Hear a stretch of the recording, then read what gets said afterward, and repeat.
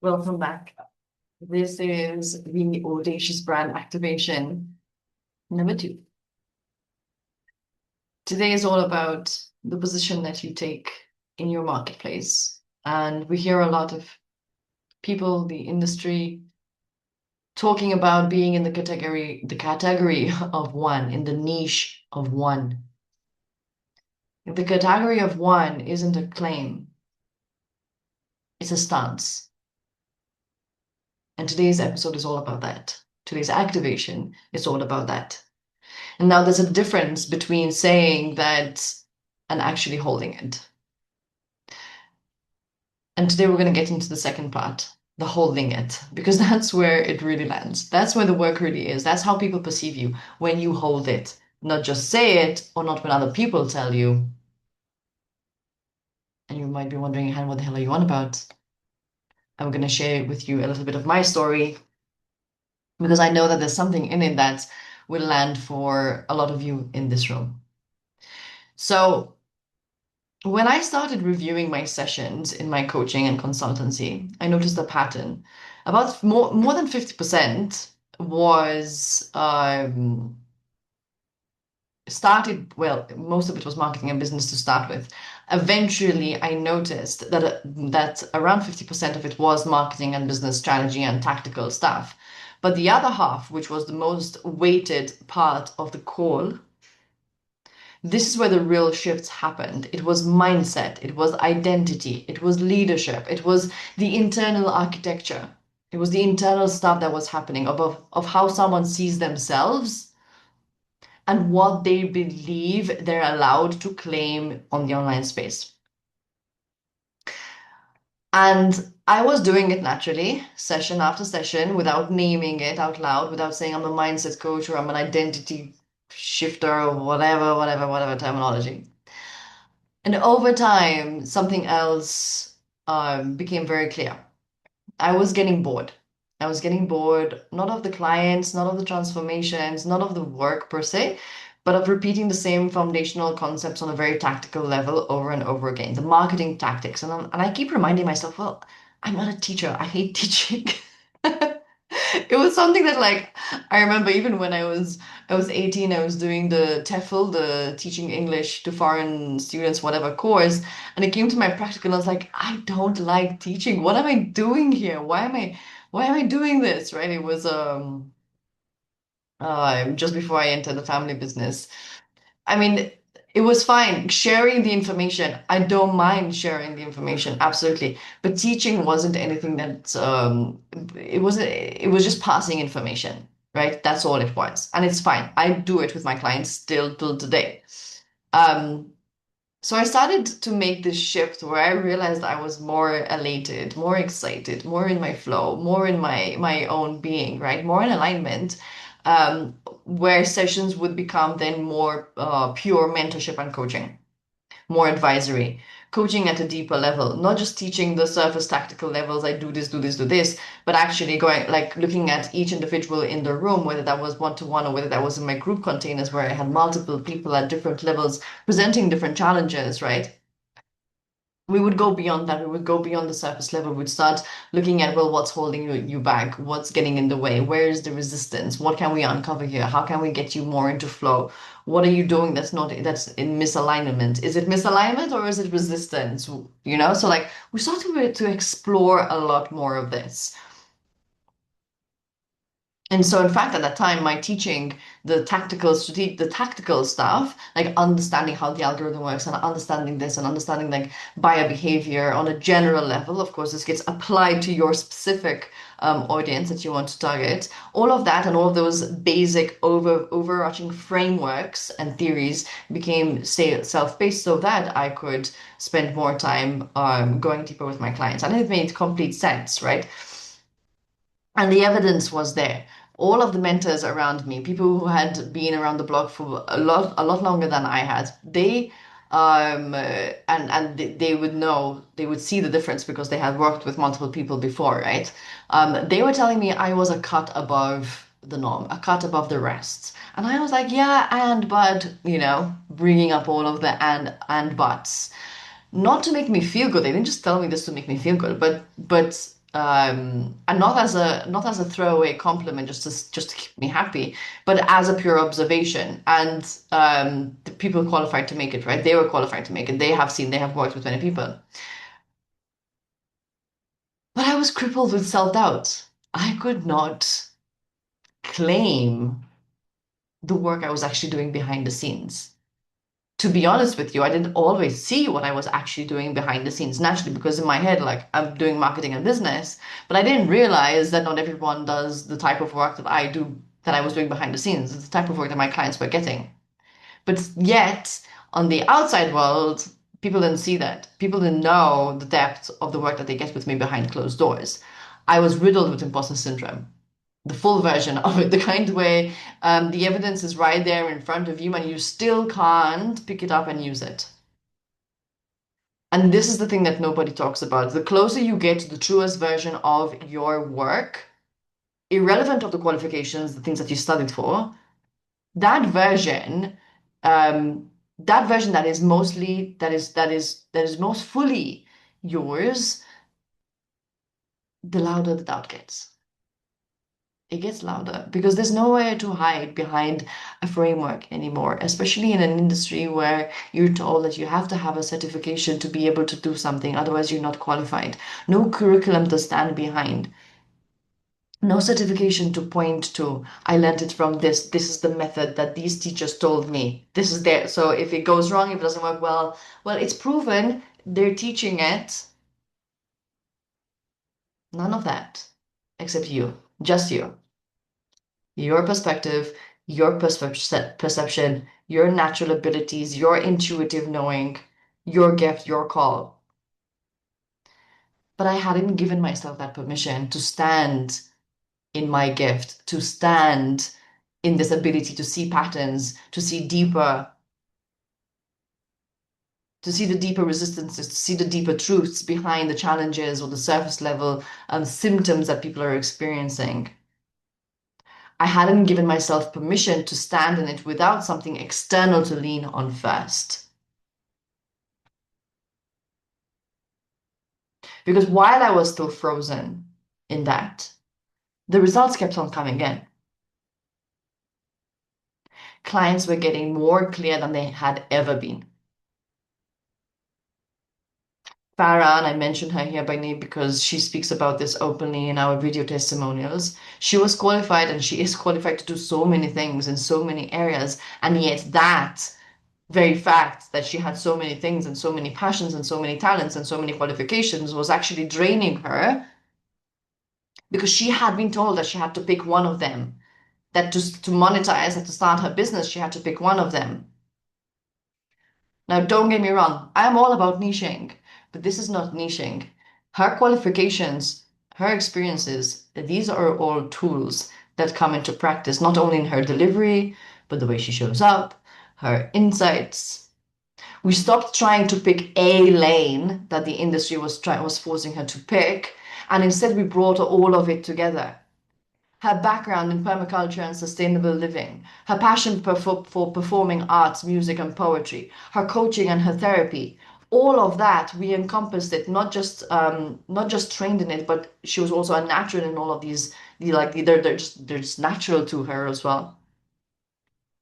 We encompassed it all in one, and this is where we elevated her positioning. Whereas if we chose one lane, it would have underpositioned her.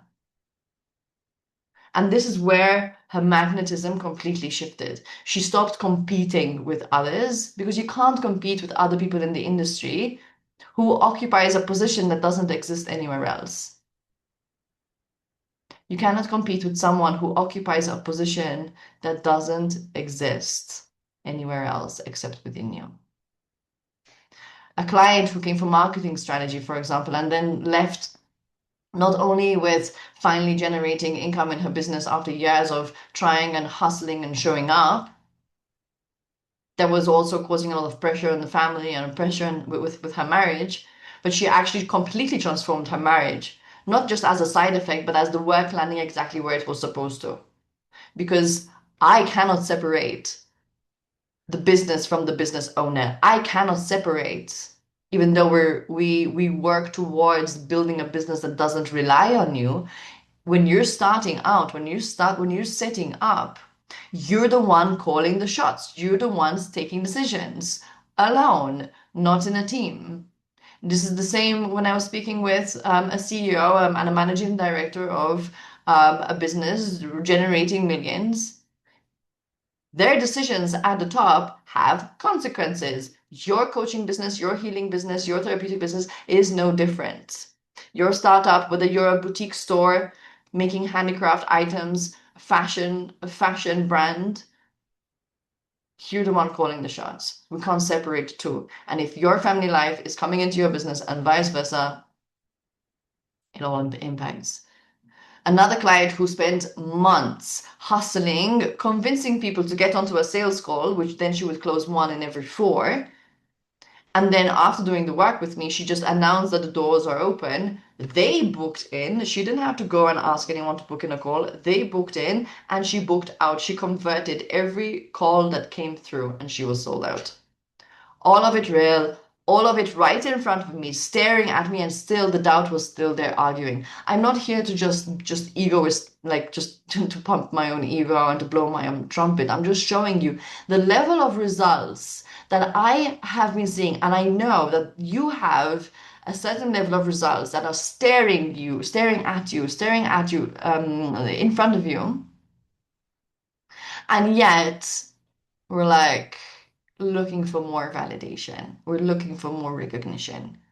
We're looking maybe for mommy or daddy to tell us something. We're looking for that uncle or auntie, or we're looking for our TT teacher to recognize us. Something somewhere is not, you're leaning on or you're waiting for an external validation. And that is why we're not owning it and showing up. And here's what I really want to tell you, because people expect this part of the story to be about evidence finally landing, but the right testimonials at the right moment.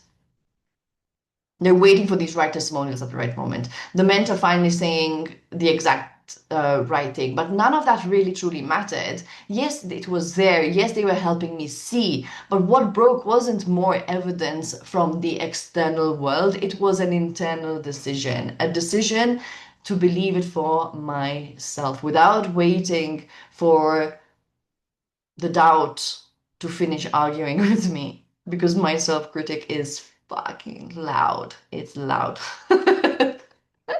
And I know some of you in this room have a very loud judge and critic too. Without waiting for that external validation to feel sufficient, without waiting for the industry to make it official and allow me to take up this space. This is the stance. This is what the category of one actually means. A culmination of your work that is proclaimed. You proclaim it. And the results will follow. The evidence continues to follow. And the people outside will also see it and feel it and understand it and want a part of it and want to be in your world and want your expertise and want to seek your support. Of course, grounded in real evidence, not just self-proclaimed because whatever, but not dependent on external evidence, not held hostage to it. And this is the real difference here. Okay. We remain in integrity with who we are and what we can do and cannot do. And we continue to develop, we continue to learn, we continue to upskill. That's always going to be there. I believe that people who come into my space understand that. I don't need to explain that. And yes, the external validation is real, and yes, the testimonials are real, but the recognition and the recognition from the mentors is real.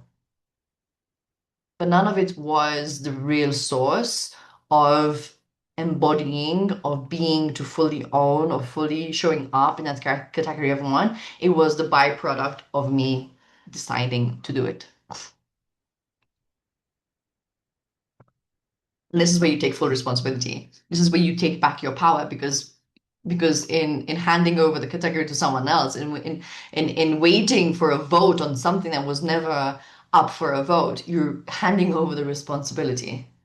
And when you take it back, it is so powerful and it helps you embody all that you are in a much more powerful way.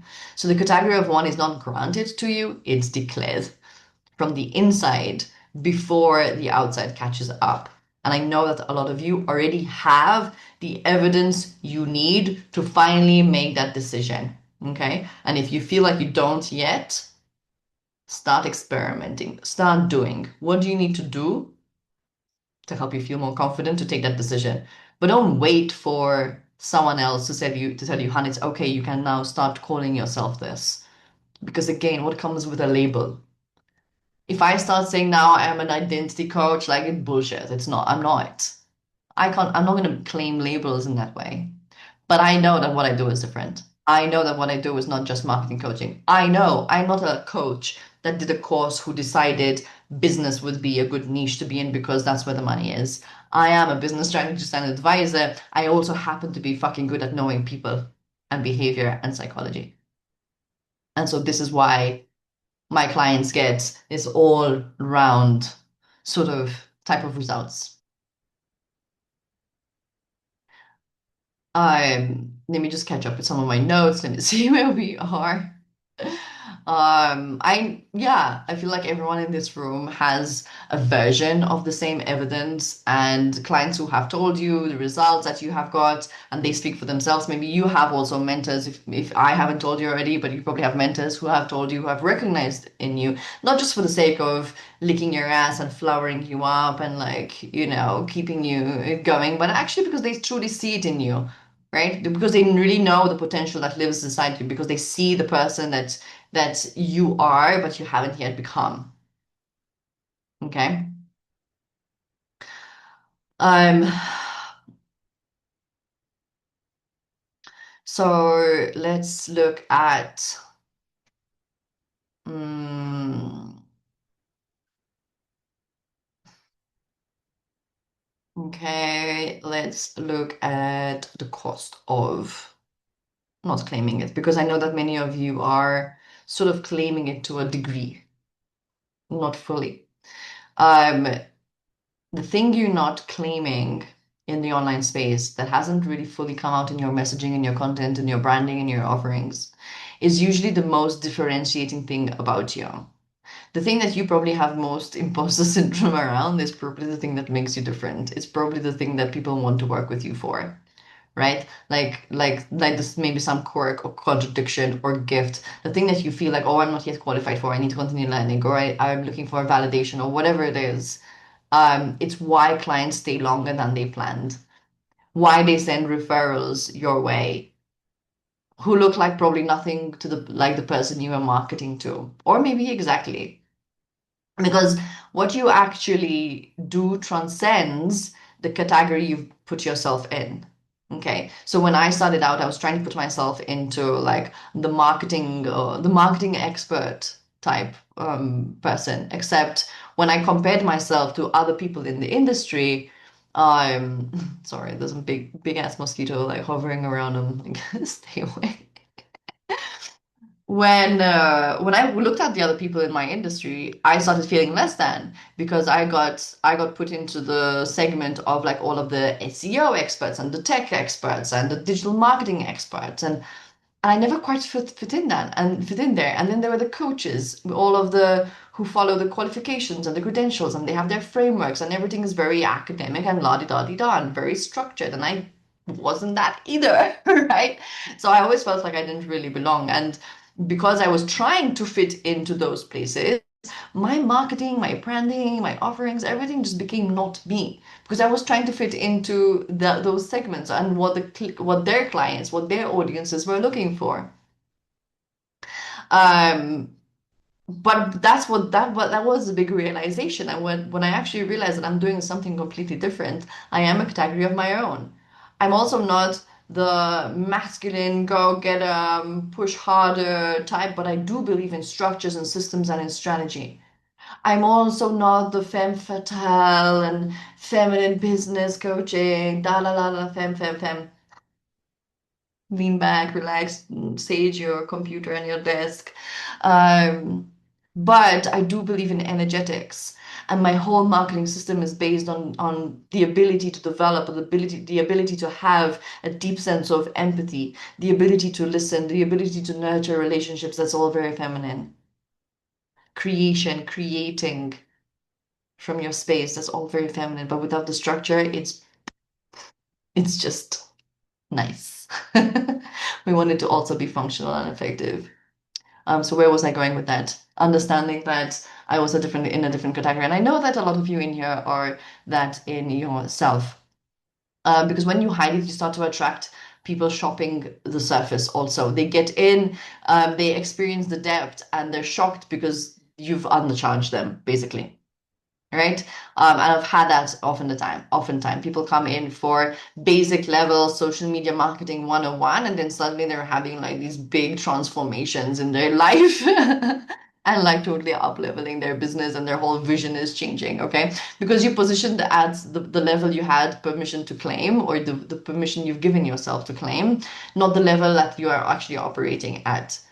This unclaimed gift is the unpriced gift, and the unpriced gift is basically your revenue leak. It's where you're undervaluing yourself, it's where you're undercharging yourself, it's where you're discounting yourself to play into segments that you don't really belong, because you belong in a category of your own and you need to be positioned as that. Think of in any other sector, when people are the experts, when people are cut above the rest, they do things differently. When you go to buy, even you go to buy fabrics, you can tell what is hand woven, what is machine woven, what is using natural threads, what is using whatever synthetics.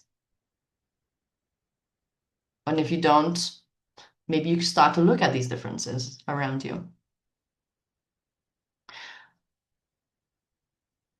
And when you stop softening this, claiming this category of one, this positioning, when you stop qualifying it, filing it under some recognizable category in the market to make it easier to digest for your audience, or so you think, then you stop competing at all. You don't feel like you have competition. Everyone now becomes collaborators. I was always very skeptical to coach and mentor, advise people within my sector because I was scared that not scared that they'll take business from me, but I felt very insecure. I felt very insecure about it. Now I have absolutely zero insecurities around it because I know where I am at, and I will help them lead in their category.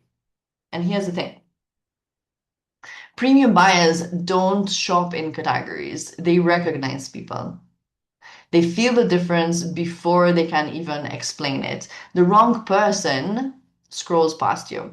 The right person feels it in their wherever they feel it, in their gut, in their chest, in their heart. And they feel like, and they think, and they say, this is exactly what I've been looking for. And I didn't even know what to call it. She has exactly what I've been looking for. Okay, so this is what the Audacious brand does. It defies what the conditioning of the industry is. It doesn't try to be the obvious choice for everyone. It becomes the only choice, the only obvious choice for the right people. And when your clients start to show up in your DMs and on your sales call saying you're the obvious choice, I know I need to work with you. Like literally, my clients' prospects and my clients' clients have actually told them this. That is when you know that you're in the right category. So I'll ask you something. And I'll drop these questions in. What would you claim about your work right now if you didn't need a certification to claim it? What would you claim about your work if you didn't need a certification to claim it right now? What results are you producing that you're not putting into your content because you're still waiting for someone to make it official? What do your clients say happens when they work with you that you haven't yet allowed yourself to say first? These are the gaps between what client experiences and what you claim publicly. Meaning, there are a lot more people in your audience who need your work, who want to work with you, but you haven't given them the opportunity to do that. This gap is your prime position, and it's been waiting for you to claim it.